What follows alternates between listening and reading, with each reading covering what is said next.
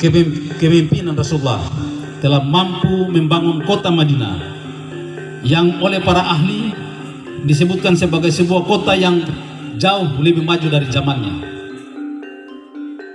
Ini harus kemudian menjadi bahan perenungan kita bersama oleh seluruh pemangku kepentingan.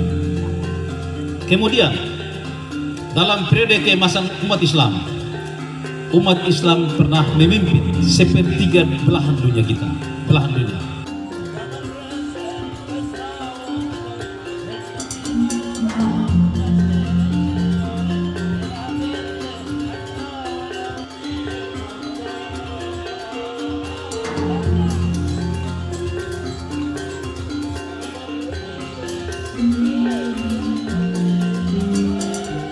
Selain nilai-nilai kemanusiaan tersebut, Al-Quran juga penuh dengan landasan ilmu pengetahuan yang bisa dijadikan sebagai pijakan untuk pengembangan alam semesta.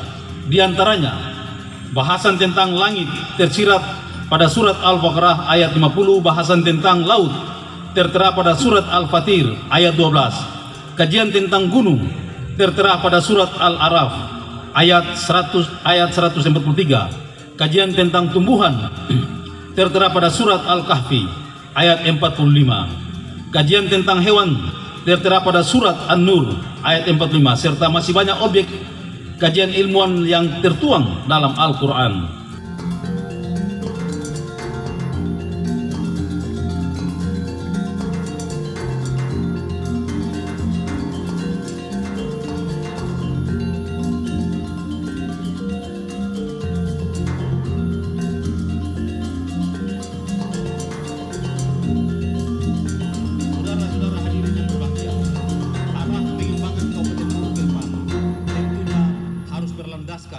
Dan berpijak kepada norma agama yang dalam hal ini. Terima kasih sudah nonton.